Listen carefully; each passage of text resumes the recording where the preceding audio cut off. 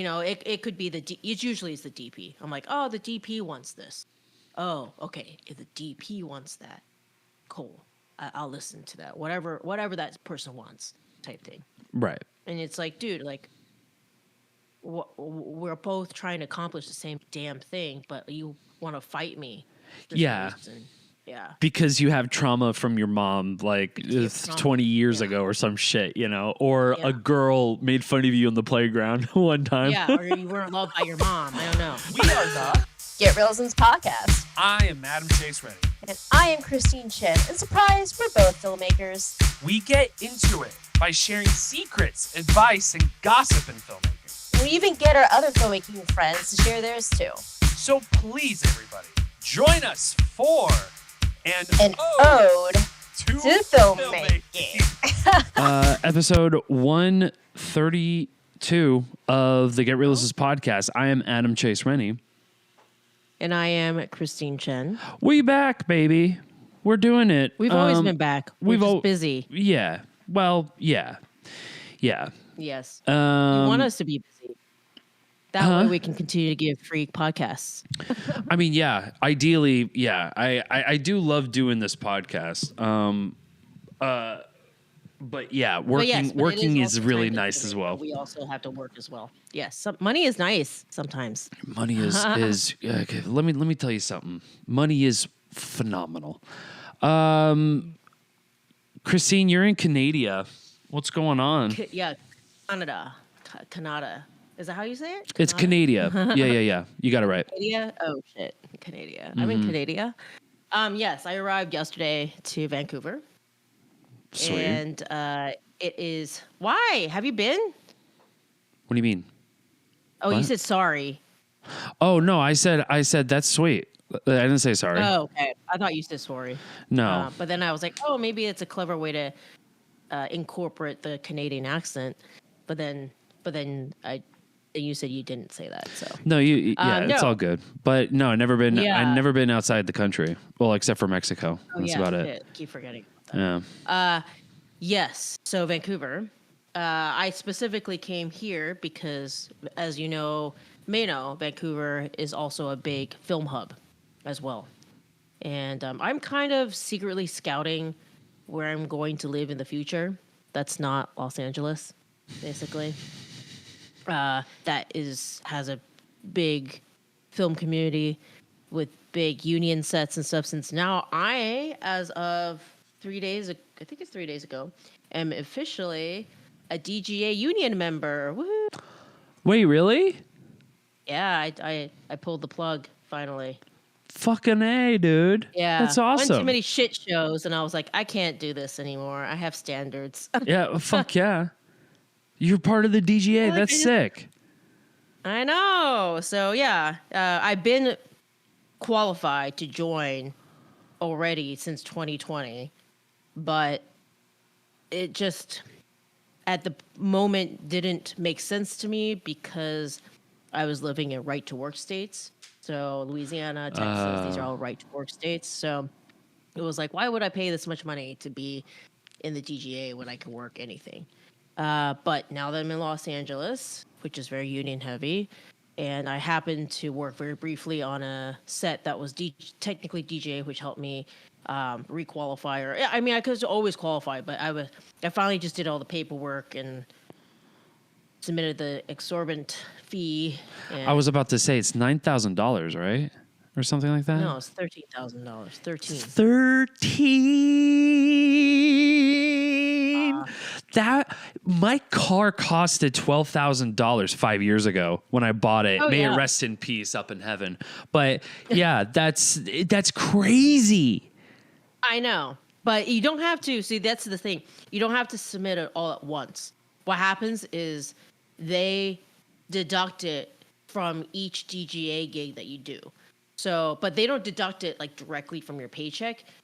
They calculate your first initiation fee based off of 2 times your first week's salary.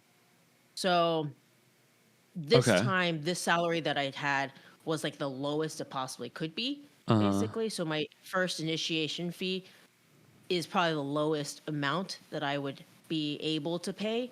and then they will continue to deduct it until you Oh, I see. reach Okay. finishing. Yeah. So like on this one, my initiation fee, to be fully transparent, was 3,500 basically. Which Okay. is Wow. still That's a lot of shit ton. fucking money. Yeah. Exactly. So now I owe like 10 grand still. Right. But they will the next time I have a DJ gig, then they'll take my first week's salary, double it, and say that's the next payment that you have to make, basically. Got it. Okay. Until I've paid it all off. And then monthly, it's like a $50 membership. So it's like a gym membership, basically, per month. Yeah, just with after the $13,000 After fee. 30 grand. So Yes, simple. exactly. It's so good. Yeah. So yeah. So that's it's a lot. I mean, That is a lot. It's not cheap. But I figured, you know what? The whole reason I moved to Los Angeles is to give my directing career a chance. And if I keep working shit shows and putting all my time into that, I'm not going to have enough time to actually develop my directing career. And so why not use this transitionary period where, when you hop and join the union for the first time, you're not going to immediately get a shit ton of jobs, and you can't take non-union gigs anymore. So, but the caveat is, in theory, the day rates are significantly larger. So you don't have to work as much to make the same amount as you did before. Yeah. So that's the basically. nice thing. Yeah, that So- makes sense. Yeah. Yeah, That's so cool though. Hopefully that means it frees up more time for me to write, do pitches, write things, submit to fellowships, and take time to develop myself as a director. And Fuck yeah.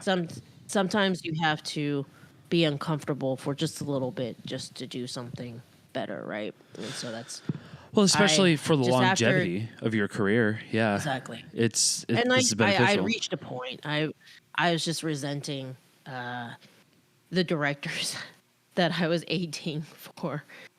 Some of them, not all of them, just because of how much I felt like I had to handhold them. So, which is not your job. That's yeah, crazy. I'm just at a point where I'm like, you know what? Like, I'm not learning anything else. And You're doing more to be babysitting better- than working. Yeah. yeah, I was babies. Yeah, to be better, I need to work with people of a higher caliber who know their shit that would challenge what I know, whether about ADing or directing, And Because so- why should you? Yeah. You know? That's where That's but crazy. It's natural. This is like every juncture to get to the next level, you have to do that, right? So I had to be pushed from an emotional standpoint to like make that decision. I was like, I'm just tired. I'm tired of working for directors that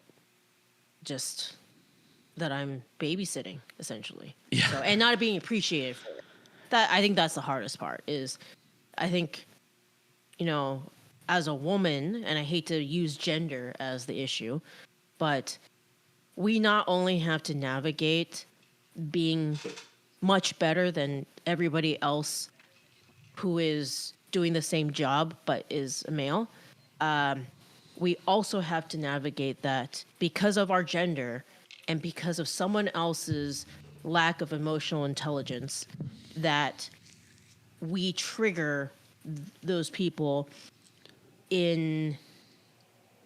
without just by being ourselves, Yeah. And it's like, it really sucks because now it's like I can't simply say the same things that another AD who's male could say, because the way I say it, even if it's the exact same information, may trigger something in somebody else because of some subconscious, trauma that they've experienced in the past, which really sucks. And unfortunately, it's specifically the male-female dynamic. So, you can't fault the other person as well. Sure, you could be like, you should probably go to therapy, but that's just how it goes. Yeah. Like, and it's very possible that it's the same way with a female to female relationship. You know, so if I work with a female and they don't have their trauma, you know, figured out or whatever, like then they could also be. So I'm not saying it's necessary, but it's just more common from male to female dynamic, especially when it has to do with security in yourself and the power dynamic. So I think the biggest thing that I find that's most problematic between why the male and female dynamic doesn't work very well sometimes is because in AD, their sole job is to tell somebody that they need to do better or work faster or do their job better. You know, it's just stuff. And I understand that can be very hard to hear. And you may feel like, oh, you are taking over. You might feel like you're losing control of your set, or that you feel disrespected, you know, because you're supposed to be the director, yada, yada, whatever the dynamic is.